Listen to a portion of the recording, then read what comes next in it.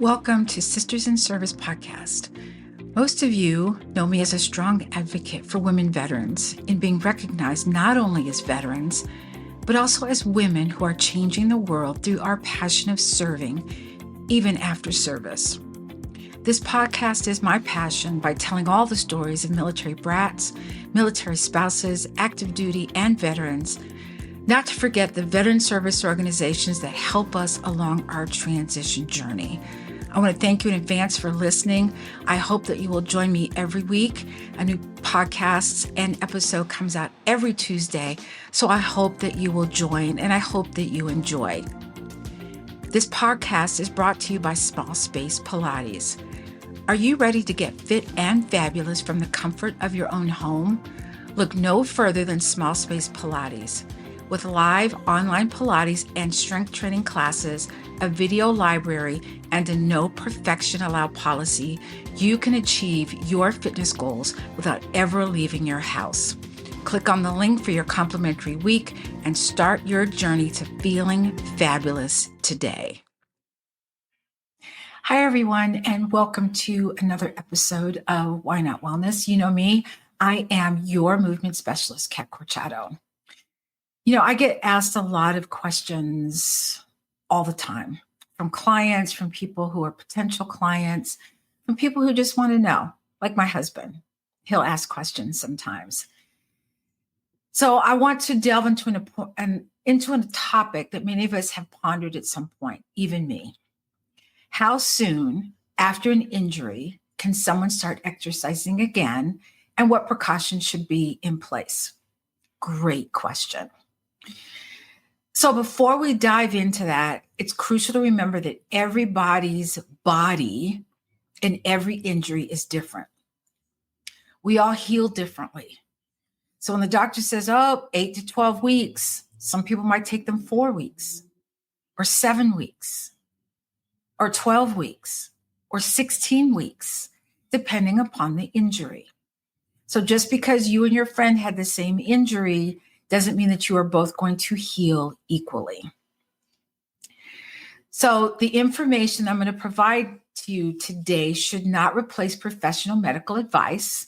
And please always consult with a healthcare professional before making any decisions about your health and fitness routine, especially after an injury.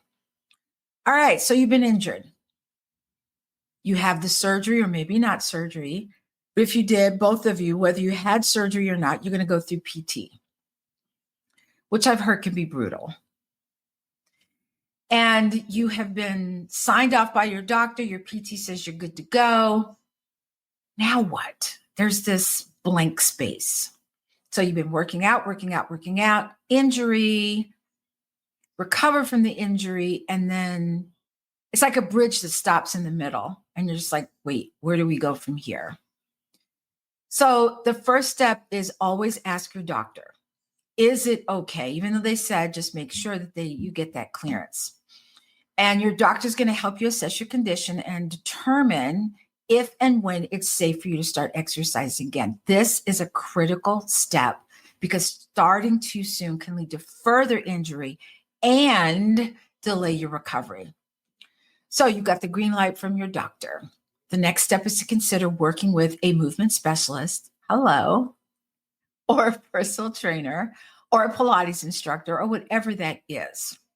Someone who is going to watch your body and only your body, kind of letting you know what's going on. Now, what I've seen a lot of times is the injury heals, but you've been putting so much, how can I say this? Your other side, your opposite side has been doing so much work that now it's suffering a little bit. So a personal trainer, a movement specialist, or Pilates instructor can look at your body and say, okay, this side you need to stretch, this side needs strengthening, or whatever that is or could be for you. So you go to your PT, you get the clearance, you go to your doctor, you get the clearance. And working with a professional can help you to avoid re-injuring yourself. So how many times, and I've done this, I'm confessing, you get an injury and you go right back to the same intensity, the same weight, whatever that is. Maybe it's running. You've been running 5, 8, 10 miles, and you go right back to it. And what happens? Your body says, excuse me, but no, we're not doing this right now. And so, you get all these other things happening. Your body's like, whoa, what just happened? So you have to get into this slowly. Let's take a runner, for instance.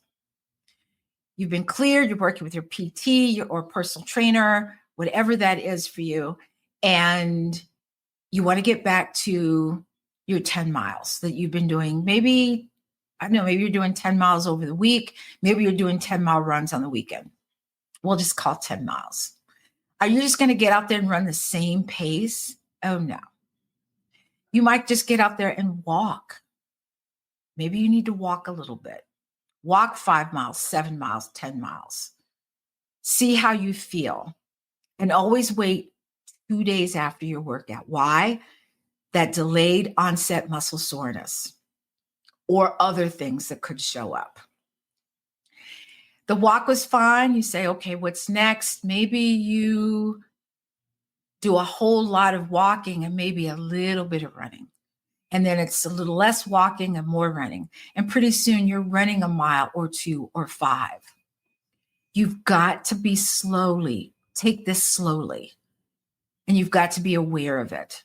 Does it suck? Sure, because you want to just get out there and do the thing. I know, because I've done that too. But you have to understand what your body's been through. So when you start exercising again, it's essential to listen to your body. How many times have I said this? Did you guys hear it the first 40 times? That's okay, because I'm going to keep saying it until you guys get it. Your body is going to tell you what you're capable of doing. So start slow. Gradually increase the intensity of your workouts. If you feel pain, you stop and rest. Remember, it's okay to have some discomfort, but pain is a sign that you're pushing your body too hard. That's why I said wait 2 days until after your first workout to see how you're feeling, and even moving forward until you're right back to normal. It's also crucial to warm up before each workout. Now, I'm kind of on the fence about this. If you have an injury, by all means, do what you need to do. Foam rolling, dynamic workout, or not warm up. I'm sorry, not workout, but warm up, dynamic warm up, foam rolling, those things that you need to do to get that injured side, whatever that is for you, to start to feel a little bit better. So I'm going to put in here, not just warm up before the workout, but do what you need to do to get that part of your body to feel good. But definitely always stretch and cool down afterwards. See, that's the part we're missing. We think, don't need to stretch. Yeah, you do. Not so much before. If you were just, didn't have an injury, I'd say, if it's warm outside, start off slow and then gradually increase your pace if you're a runner or whatever it may be you're doing. On an injury, do what you got to do. If you have some PT exercises you have to do prior, then do those. Also, you want to be able to understand that you have to have proper nutrition and hydration before, during, and after, specifically if you're a runner. And even, I'm going to say in any workout, you should be drinking water. So for instance, if you have a 16-ounce container of water, that after that workout, it should be either gone or almost gone. I'm just putting it out there. Just saying. So lastly, here's the part that we tend to fall back on, or it tends to just fall away, is stay positive. Your body's going to make an improvement and then backtrack, and make an improvement and then backtrack. And then eventually you're going to notice there isn't so much backtrack anymore, that it just keeps feeling better and better. If you are consistently in pain, if you are always, backtracking, then maybe it's time to go get it checked with your doctor and make sure that you're recovering on a schedule that's appropriate for your body. but also understand that your body has to do this in increments. Stay positive. That's the hardest part of this all. You think it's never going to end. It does. But if I'm always thinking it's always going to hurt, it's always going to feel bad, then guess what? It probably will. But if I have a positive outlook and say, you know what? My body's going to get better when my body is ready to do it. But in the meantime, you're helping your body get there. So that's all for today's episode. And remember, your health is your wealth. I also want to invite you, if you are wondering whether or not you can come back after an injury and you need someone to talk to about it, reach out to me. Let's have a conversation. Let's find out how we can get you back to what you're doing. If you also are interested, I'd love to have you try a free week of Small Space Pilates. We do weight training, stretching, some Pilates, but mostly weight training. Because women, we need this. But let's talk about your fitness. And also while I'm here, I'm having a Keep It Moving 11-minute fitness challenge coming up the 19th through the 22nd, 19, 20, 20, either 22nd or 23rd, Monday through Friday. All you have to do is show up. You don't need anything. So smallspacepilates.com/challenge. All it costs you is your email. So until then, you know me, keep it moving, and you'll hear from me soon again. Take care. Bye.